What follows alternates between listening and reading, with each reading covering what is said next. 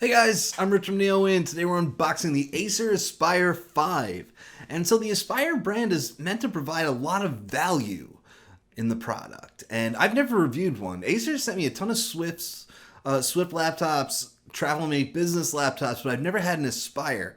Although the brand is significant to me because I had the Acer Aspire S7 back in like 2014, and man, I loved that thing. Everybody loved that thing. So I guess if that laptop came out today, it probably wouldn't be branded as an Aspire, but still, I love the brand anyway. So this thing costs $549.99. So it definitely does pack a lot of value. It weighs in at 3.97 pounds as a 15-inch laptop, 15.6-inch 1080p display, but under the hood, it's got an AMD Ryzen 7 4700U. I had to check that model number for just a second. I'm not quite as familiar with AMD's as I am with Intel's. So 4700U, that's a 15-watt processor. And if you ask AMD, they'll compare it to a Core i7. You know, they got the Ryzen 3, Ryzen 5, Ryzen 7. Intel's got Core i3, Core i5, Core i7.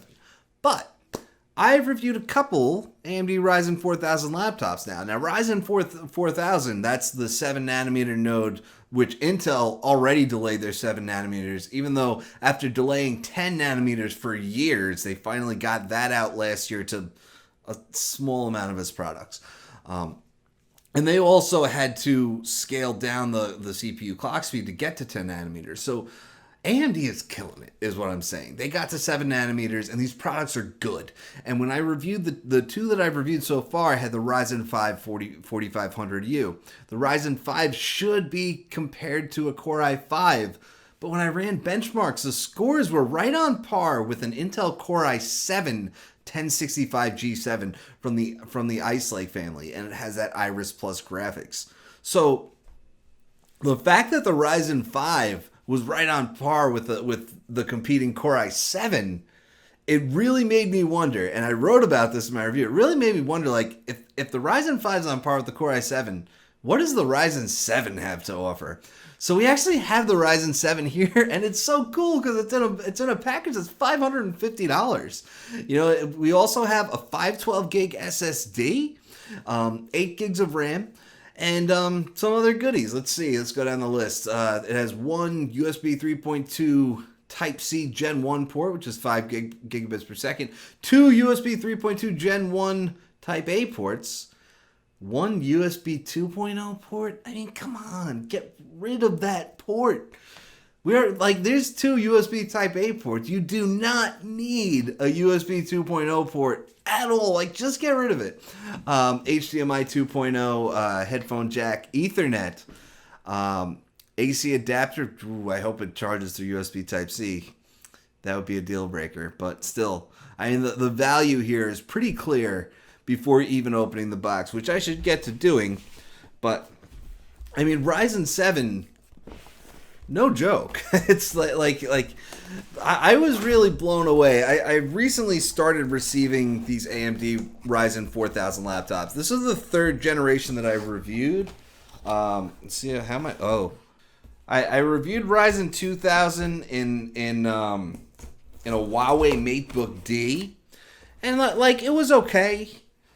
The thing is that like Intel won that battle. And the same went for Ryzen 3000. You recall, Microsoft shipped the Surface Laptop 3 15-inch with AMD Ryzen 3000. And almost every, and you know what the other issue was? They shipped that same laptop, the business model, with Intel Ice Lake. And almost every reviewer said, like, hey, just get the Ice Lake one because there's an Ice Lake model and it's better. And so now Ryzen 4000 is out, and it's beating Intel Ice Lake, and you're starting to see this in a lot of products. Like, I reviewed one Ryzen 2000 laptop, I reviewed one Ryzen 3000 laptop. You know, that Huawei MateBook D and the Surface Laptop 3. I have reviewed that. Like, this is my fourth AMD Ryzen. Like I said, I had two already. And then I just unboxed another from Lenovo, and now I have this one. So, like, this thing is getting out there. Everyone's using it. There are a ton of laptops that give you a choice between Intel and AMD. Like, it's a lot more common. AMD is killing it, and they're killing it because they're making a great product. And so it's really cool to see. We've got a is this a mask? What do we got here? All right. Yeah. All right. I can get behind that. Anyway, return label, which is going to come in handy in a few weeks. Let's see what else. It's just the laptop and the charger, it looks like. There's a little bit of paperwork in there. Extra cardboard brackets here. Comes in a nice, soft, stuff. I don't know. I'm losing my words today, which is fine, but whatever. There's the laptop. It comes in black and silver. This model is obviously silver. And we get it's a a pin charger, I should say. Looks like it's 45 watts just based on the size. Yes, it's 45 watts. I'm going to try to keep this in the box because I don't want to have to use it. Notice, little bracket here. There's a hard drive mounting kit because one of the selling points of this laptop is that you can actually pull the bottom off. The screws, I assume, right? Yeah. Just regular Phillips head screws. You can pull the bottom off and you can get access to the motherboard and you can install an HDD on top of the 512 gigabyte SSD that you have in here. So that's pretty cool. All right, and I have to start the same way that I start any laptop that has a pin charging port by plugging in USB Type-C to see if it charges. And bad news, guys. It does not. So that's a shame, and I'd say, like, for me it would be a deal breaker. If I wouldn't buy this laptop just for that reason. I don't think it should be a deal breaker for everybody because this thing still provides a ton of value for what you're paying for that $550 price tag. So you can see it's the Acer logo is not stamped. This is probably you could probably even peel it off if you really wanted to. There's your two USB 3.1 Gen 1 Type A ports. USB 3.1 Gen 1 Type C. No Thunderbolt 3. That's not happening on AMD laptops. HDMI 2.0, which means you can connect to a 4K display with no problem. Full-size Ethernet on a drop jaw hinge, which is pretty cool. And there's that charging port that I hate so much. Now, let's look at the other side. There's another USB Type A port, and unfortunately, this one is USB 2.0. I'm not a fan of any kind of USB 2.0. I think it's unnecessary, especially when you have two USB 3.1 ports.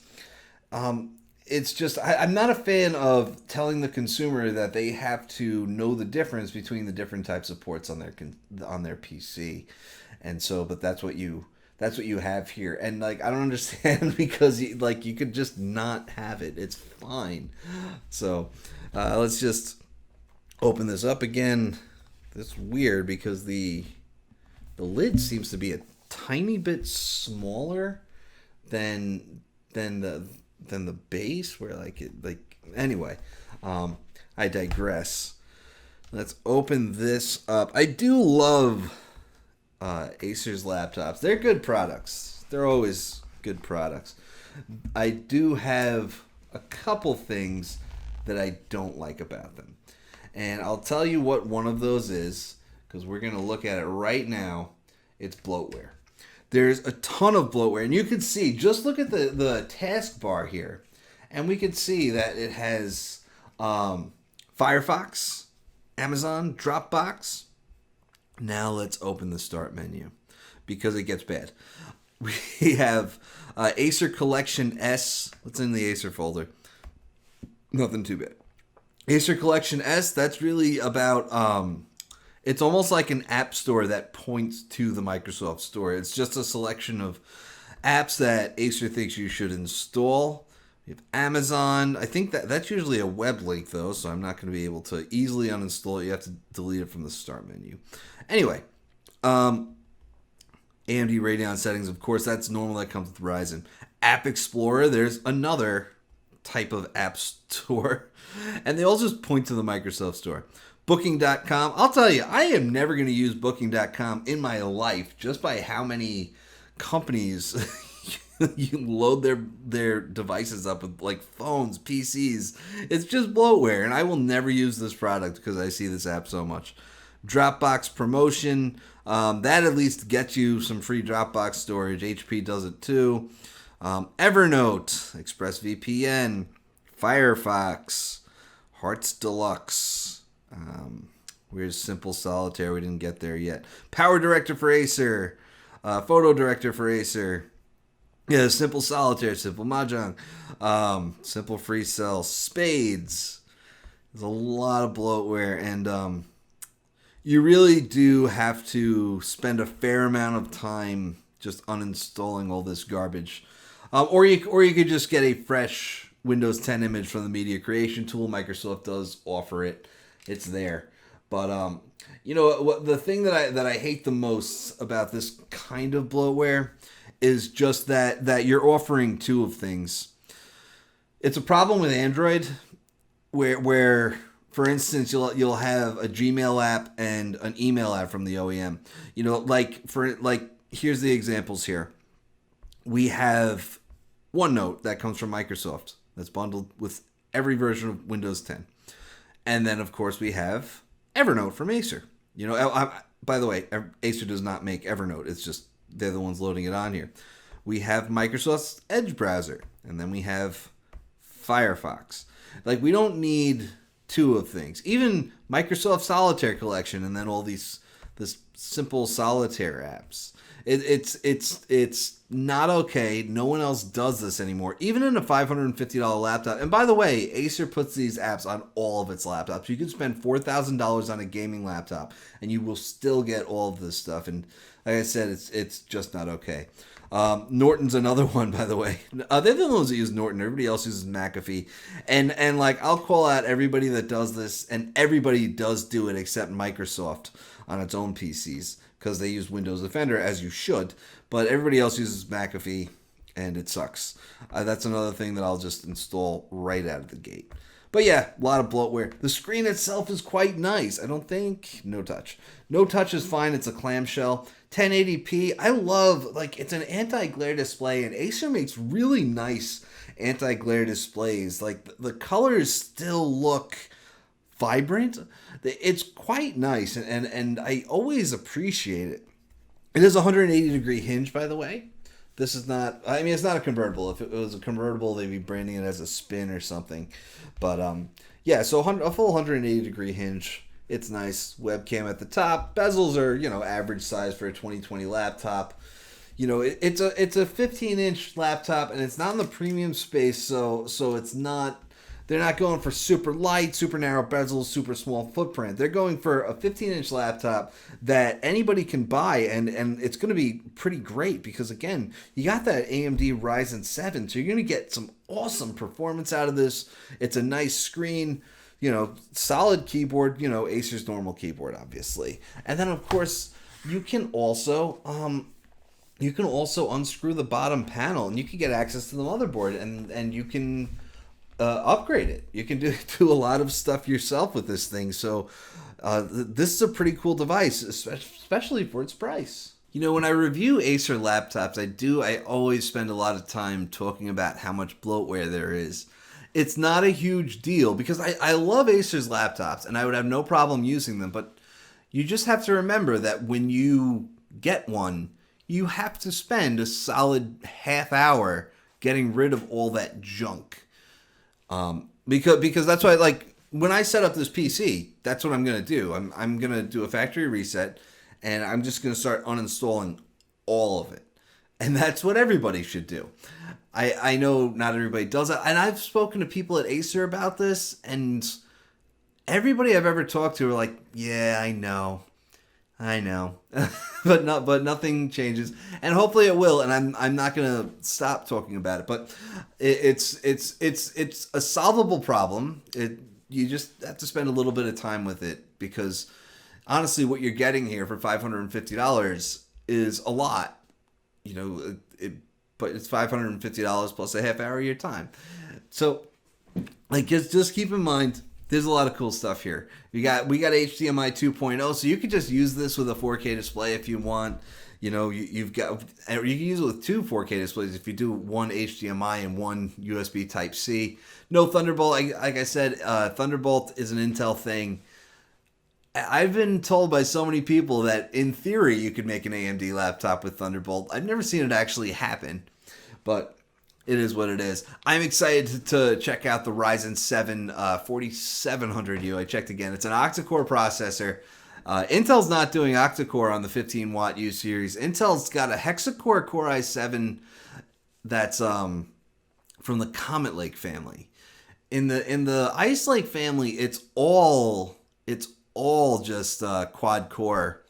So they do have the hexa-core. The 10710U is just, it's kind of an outlier. They even have a Core i5 10510U that's still quad core. So AMD's packing in the cores, smaller nodes. Still, it's also a 15-watt chip, but it's impressive, and I can't wait to run some benchmarks on these things. So I'm gonna do just that. So guys, stay tuned. I'm gonna have a review on this in a few weeks. I'm Rich from NeoWin. Have a great night.